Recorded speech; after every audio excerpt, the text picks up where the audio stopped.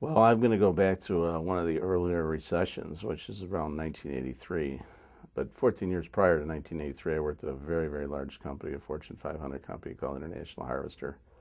I was in manufacturing. I grew up in manufacturing. I was manufacturing a very metric-driven business. We were taught all the aspects of quality control, and we were taught the aspects of delivery.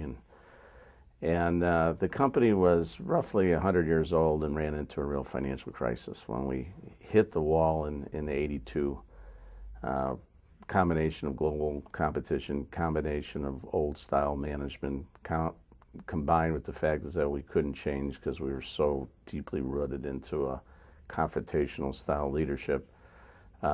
We took on a serious amount of debt. We owed 200 banks $6 billion. Interest rates hit 22%, and we were hemorrhaging cash. And I was running a little factory in Springfield, Missouri. I had had a great career within the company. They were very good to me. I finished my education there. They paid for my education. I went to every program you could have, whether it was Ollie White's School of Management or whether it's consulting assignments. I mean, they were tremendous to me. But we were dying, and we had to sell assets, and we began to close factories. And we went on one of the worst layoffs in the history of a company. We laid off 1,000 people a week for 2 years. Went from 115,000 down to 11,000 people. I had one of the 17 manufacturing plants in the world, and it was in Springfield, Missouri. And I had been transferred down here in '79 to close the factory and fell in love with the people. Just fell in love with them. Had a tremendous entrepreneurial, non-union type of people that says, give me the tools to do the job and get the hell out of my way. That was their attitude. And we just had a tremendous time. From '79 to '80, we ran numbers. We went, any goal that they had inside the company, we wanted to exceed, and we did. And all of a sudden, then we were the headlines. We were on cameras. We were on print. The whole idea was that, the company was not going to survive. We were going to be the first big company that was going to take the hit. I would walk the floor. People would ask me things like, should I get married? Should I have a kid? Should I buy a car? Am I going to have a job? Will I have a college education?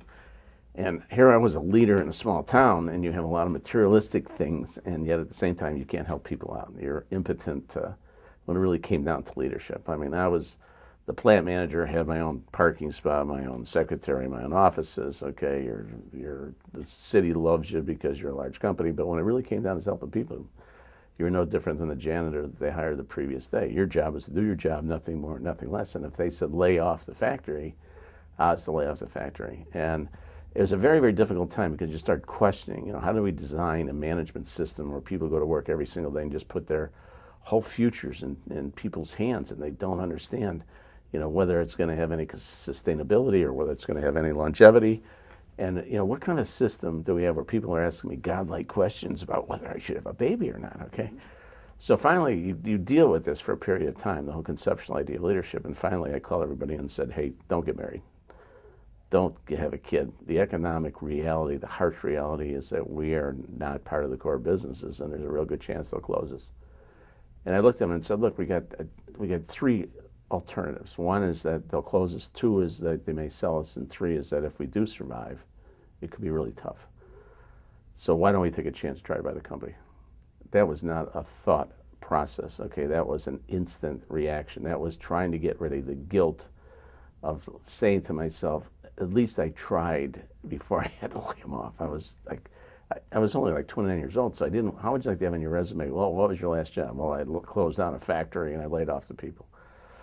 So I was expecting somebody in the audience to sit there and say, look, building an engine is a hell of a lot different than building a company. And they were scared. They were petrified. They'd have followed Lassie. They'd have followed Flicka. They'd have followed anybody that had any idea. They just didn't want to go into some promised land. And so I ended up going on this odyssey. I went on this odyssey to raise capital. All right, now I built engines, 360 engines a shift. I built 50-ton trucks. I had no conceptual idea on how to build a company. And so my first business plan that I went out there with, and I had supervised over 2,000 people in this 14-year run with the company. My first business plan was a letter of intent saying that we wanted to buy the place. I took my resume, my college degree, all my fancy courses, and my quality control ribbons and all my statistical process control degrees. And the bottom line is that the bankers looked at me and laughed. They go, what do you mean? What are you showing me this for? They began to ask me these silly questions like, well, when are you going to pay this money back? And I went, wow, really good question. I wasn't here to pay the money back. I was here trying to borrow money to buy the factory. So I went on this credible odyssey. And the odyssey was that I was a factory person that spent 14 years learning how to build a product or service. In manufacturing, you have the metrics to measure a gnat's ass, okay? I mean, we are so metric driven, all right? But now I'm going out in the financial community to raise capital, and I cannot use one metric, all right, that I had learned in the entire time frame that I had been with the company. There was like 2 sets of metrics out there. There's a metric to build a product, and there's a metric to build a service. But the investors look at metrics differently, and they look metrics relating to the company. And as I began to have to write the business plans, okay, and to now transition myself from something that made a product to something now to make a company, all right, I had to learn the whole new reporting system, the balance sheets and the income statements and the cash flows, all right. And maybe I was lucky from this time, because in 1983 you didn't have spreadsheets. All right, we had those 18-column green, god-awful columns of paper, with red lines and number 2 pencils with erasers. And every banker wanted to see cash flow projections for 12 months. Every banker wanted to see 4 years worth of cash flow. All right. Every banker wanted to see it differently than the previous banker, depending on what cycle of hell I went to be able to borrow the money. Okay. And so after you manually write these things out at 3 o'clock in the morning, you begin to realize that this is not rocket science. Okay. That I could understand these metrics. All right. And then when I got denied the loan, I would really get angry, and I would get angry not at the lending institution. I got angry at the company that I worked for, because in the 14 years that I was at that company, they didn't think I could understand those metrics. They thought all I could do was build a truck, put it on the trailer, ship it to Russia, get it to them on time, and that all the financial aspects of the business was only going to be handled in sophisticated people's hands, okay, or I wasn't at a position where that confidentiality would be, trusted with me. And so, it was like I came from manufacturing, and I began to see 2 systems. I saw a system where they took these metrics, they consolidated them, they put them in a safe, and then they closed the safe. And then they said, okay, now we got to design a new way of managing the people to get what's in that safe, but we can't tell them what's in that safe. And I'm sitting there going, wow, to increase productivity, you take constraints out of the process. And so I made a promise to God that I'd say, if I ever got this loan, and there was a bad, I was trying to float a receivable that 200 banks already had $6 billion on, all right? So who was going to be the 201st bank? It didn't look real good. But I was totally economic illiterate, so I had no fear. I didn't know, okay, what the odds were against this. All I was trying to do was save 300 jobs, all right? That's what I was trying to do, was just save the job. I can't look right now and say I was there to stay, okay? I was trying to make absolutely certain I didn't have this guilt. And so I went to 54 financial institutions, all right, and got turned down by every single one of them. But I made this promise. I said, if I ever get this thing, I said, this aha moment that I have, okay, about combining the 2 metrics, that to build a company that is really productive from the standpoint of really understand what it takes to make a great company, that I saw that as a competitive edge. I thought I could differentiate my business by appealing to a higher level of intelligence than most companies, by teaching people the metrics of a great company. Because wouldn't you then have to have great products? Wouldn't you have to have great services to create a great company? That for 14 years in a leadership role, I was dumbing people down. I would take TQM to the ultimate level and say to people, you do this, it'll change your life forever. Well, it did. It laid them off, all right? It wasn't by aspiration, okay?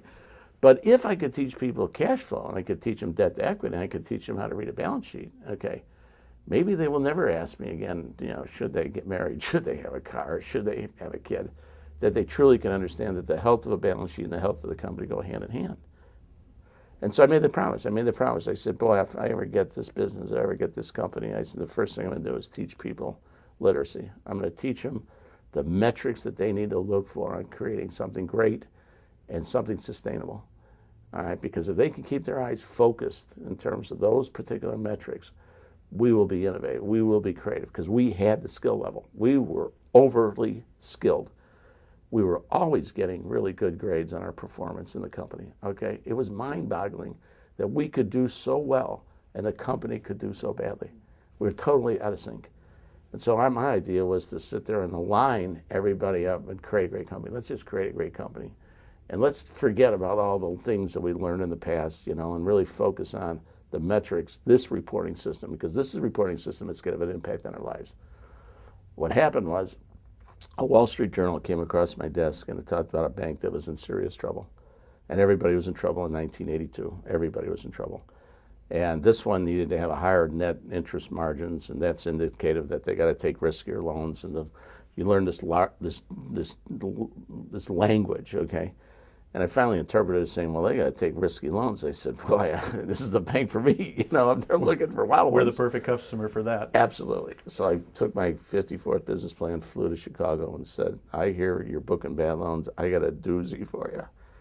And on February 1st, 1983, we booked the worst loan in corporate America. We ended up borrowing $8.9 million. And the irony of it is that we only had $100,000 worth of equity. So we were at 89-to-1 debt to equity buyout at 18% interest rates. And we were able then to start the company with our backs totally up against the wall with no room to move whatsoever. Totally economically illiterate, all right? But at the same time, had no idea of the risks and no idea of how difficult it was going to be. All we knew is we had a chance.